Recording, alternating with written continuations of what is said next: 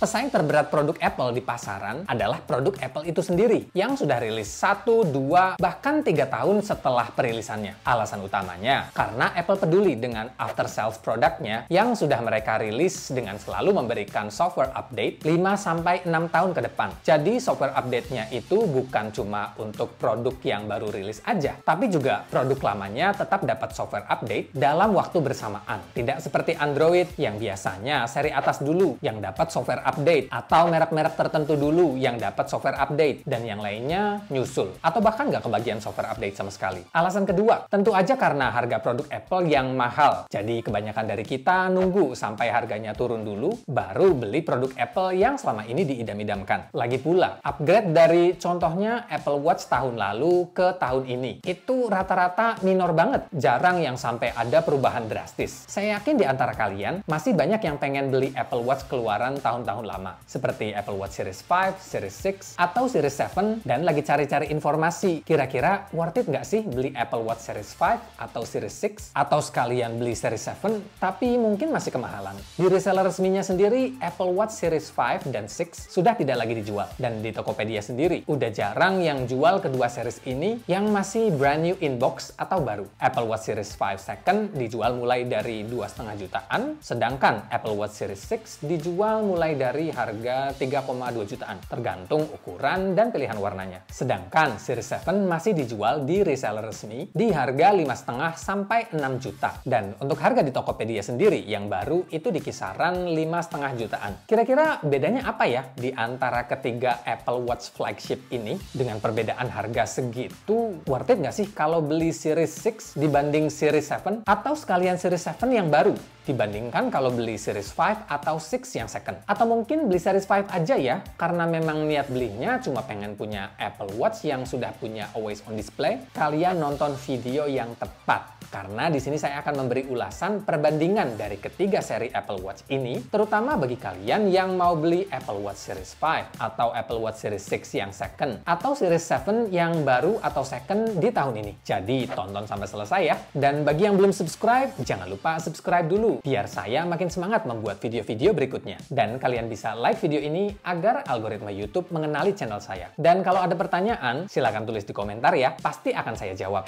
Kalau sekilas, ketiga Apple Watch ini hampir sama, baik yang ukuran kecil maupun yang besar. Tapi Apple Watch Series 7 memiliki bentang layar 20% lebih lebar dibandingkan Series 5 dan 6. Kecerahan layarnya masing-masing sudah sampai 1000 nits, dan ketiganya sudah punya fitur Always On Display. Hanya saja, Always On Display pada Apple Watch Series 7 adalah yang paling terang, dan Always On Display pada Apple Watch Series 5 yang paling redup di antara ketiganya. Tidak jarang orang-orang yang pakai Series 5 itu harus mengangkat tangannya untuk melihat layar Apple Watch-nya. Ya, karena Always On Display-nya yang kurang begitu kelihatan. Maklum, Series 5 kan Apple Watch pertama yang mengimplementasikan Always On Display pada jajaran Apple Watch. Dan setelah itu diikuti generasi-generasi Apple Watch flagship berikutnya. Karena kalau kalian beli yang SE, itu nggak ada Always On Display-nya. Bahkan SE generasi kedua juga nggak ada Always On Display-nya. Series 7 juga memiliki layar kaca yang lebih tebal dan lebih kuat dibandingkan kedua seri sebelumnya. Dan sudah bersertifikat IP6X yang lebih tahan benturan dan tahan debu. Sayangnya, biarpun Series 7 ini layarnya lebih tebal dan lebih tahan terhadap benturan, tapi nggak tahan baret. Apple Watch Series 7 saya ini sudah banyak baretnya. Jadi kalau kalian beli Apple Watch seri apapun, jangan lupa pasang tempered glass atau anti gores biar nggak baret-baret kayak Apple Watch Series 7 saya. Pilihan warnanya juga beda-beda, dengan Series 7 yang memiliki pilihan warna paling banyak. Kalau Series 5 hanya punya warna space gray, silver, dan rose gold, pada Series 6 ketambahan dua warna yang ngejreng, yaitu blue dan product red. Sedangkan Apple Watch Series 7 ketambahan 3 warna, yaitu warna Abyss Blue yang lebih terang dibandingkan warna biru pada Apple Watch Series 6, dan product red yang lebih terang juga. Dan satu tambahan warna lagi, yaitu green. Di Series 7 juga space gray diganti dengan warna midnight. Di sini saya hanya bahas yang casingnya aluminium aja ya, soalnya yang casingnya stainless steel atau yang titanium itu nggak dijual di reseller resmi Indonesia, dan harganya juga hampir 2 kali lipatnya. Jadi mungkin segmen marketnya bukan untuk kebanyakan orang Indonesia. Bagian sensor di bawah bodi Series 6 dan 7 itu sama, memiliki 4 light dan 4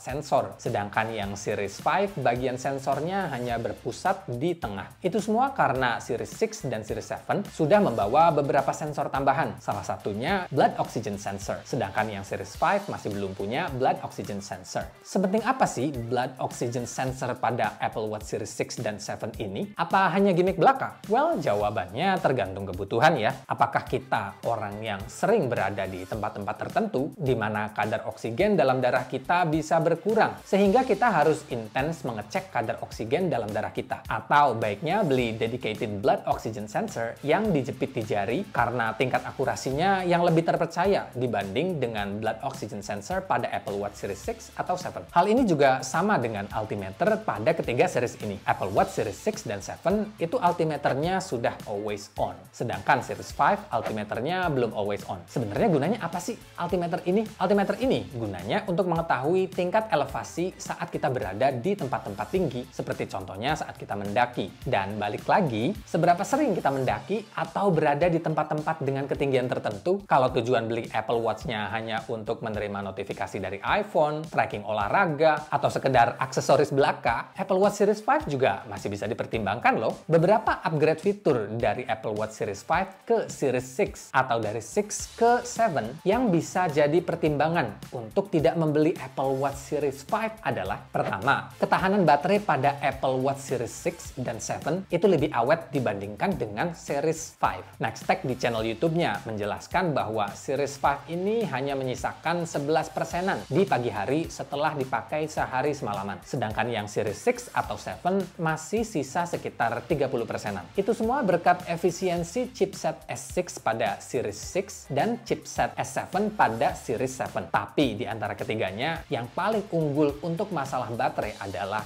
Series 7 yang sudah support fast charging. Sedangkan Series 5 dan 6 itu belum support fast charging. Jadi, pertimbangkan hal ini karena fast charging pada Apple Watch itu sebuah fitur yang penting dan wajib banget ada. Bayangin aja, Apple Watch itu baterainya cuma bisa bertahan seharian dan butuh waktu hampir 2 jam untuk charging baterainya dari 10% sampai 80%. Kalau kita lupa charging Apple Watch kita pagi-pagi saat bangun tidur, ternyata baterainya tinggal 10%. Pasti bikin pagi kita jadi bad mood ya, karena 30 menit aja itu nggak bakal cukup untuk charging Apple Watch kita. Tapi kalau kita punya Apple Watch yang sudah support fast charging, seperti pada Apple Watch Series 7, Apple Watch Series 8, dan Apple Watch Ultra, kalian nggak perlu risau karena kita tinggal tempelin aja di charger, kita tinggal mandi dan siap-siap, 30 menit berikutnya Apple Watch kita sudah terisi sekitar 80%. Jadi, pertimbangkan Apple Watch Series 7 untuk kenyamanan selama punya Apple Watch. Karena ini akan jadi rutinitas kita sampai beberapa tahun ke depan. Berikutnya, haptic engine pada Apple Watch Series 6 dan 7 itu lebih besar dibandingkan dengan haptic engine pada Series 5. Sepenting apa sih haptic engine ini? Ya penting, terutama bagi orang yang memakai Apple Watch-nya saat tidur sebagai alarm di pagi hari. Jadi, getaran pada Series 6 dan Series 7 itu lebih kencang, tapi terasa halus. Jadi, saat alarm itu berbunyi dan vibrasi pada Apple Watch kita itu bergetar, kita nggak akan terbangun dalam keadaan panik atau kaget. Sisanya sama aja,